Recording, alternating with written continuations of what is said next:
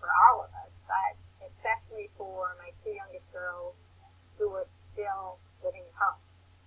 My middle daughter was just starting her college experience in Dayton, Ohio, and she died about 10 days before she had to go away to school. And initially that was really difficult, but it turned out to be really great for her because she was able to get away from here and not have the memories right in her face all the time, and it gave her a chance to step away. My youngest daughter, she was in high school. She and I struggled through a lot of things together by ourselves, and she had a very, very difficult time also being a high schooler, which is not easy on anybody.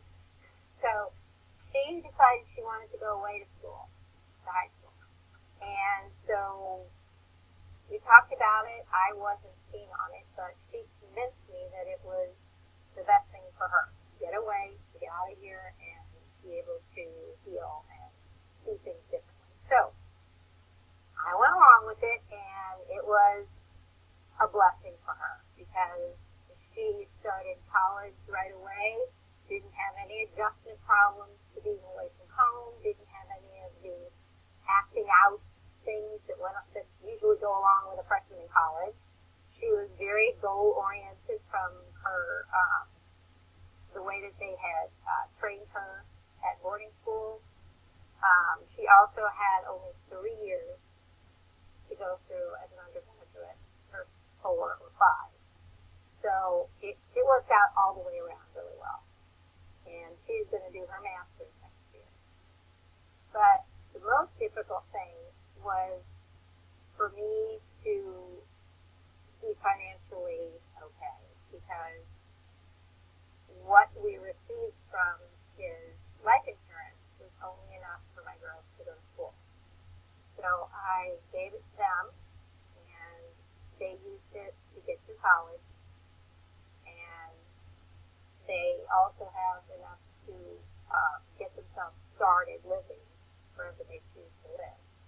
And I was teaching, and although it was a private school and I didn't make very much, I managed to do okay. I did have to sell the house that I designed that we had built on 5 acres.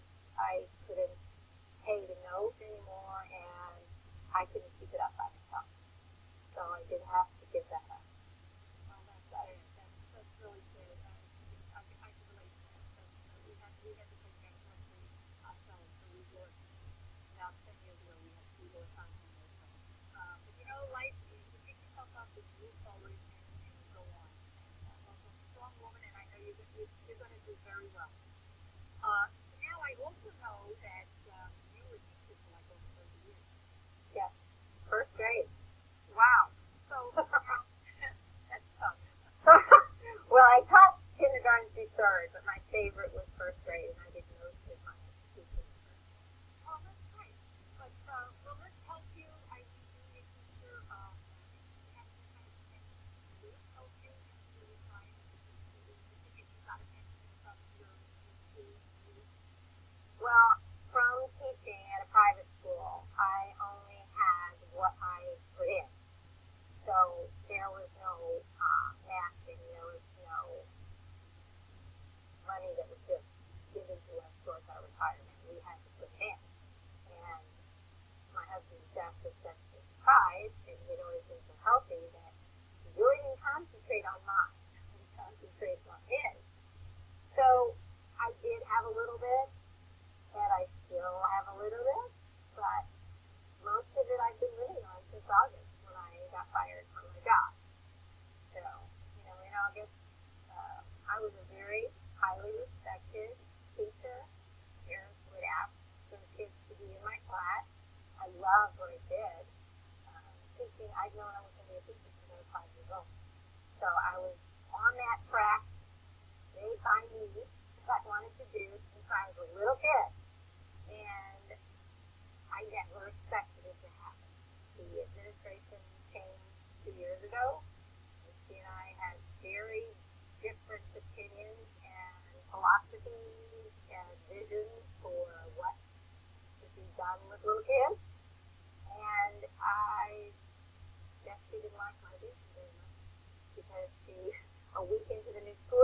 the room was all set up and the kids were already coming to school, she called me in the office at 9:15 and I was go. So, Wow, that's amazing. I can relate to that. Like I said, my husband worked for a company for 30 years, and they folded, and he lost both of his hands. The government came in once every company claims bankruptcy. The government steps in, and they decide that they have to pay. And so what they try to do is give them a 39% is original income, which is nothing to do. right. So I can relate to that, and you know what? This is happening across the board in so many industries. It really is. I mean, you know, because my husband was 51 at the time when that happened, and when every time he tried to get a job, you know, he was overqualified. What did that do? He was home. Well, that's the reason that all my applications at schools have been not taken seriously because two things. They don't want to pay me what they would have to pay me. And the second thing is that for the year, most position jobs were already filled. And they'd already set themselves up for the year. Yeah. Yeah. So, Well, you're congratulations for picking yourself up and moving forward because it's not easy, especially for a single woman, you know, living on her own. It's not easy. But you're to be congratulated. You're doing a great job. Now, but moving forward, what are you doing now to help supplement your retirement for the future? You know, so you'll be able to retire, completely retire and be comfortable, you know, and not stressful. right. Well, my plan is to have residual income from the company I am now with online. And I have a blog, and I love to write. I've published 2 children's books, and my poetry has been published in anthologies. And I'm not done writing books, but publishing books is kind of like finding a teacher job. Yeah, it's kind of hard to do, but they've been wonderful. It's been a wonderful experience, and blogging is writing. You know, some people do the video blog, and I do some video blogs because that's what people want to see nowadays. But I really enjoy the writing process.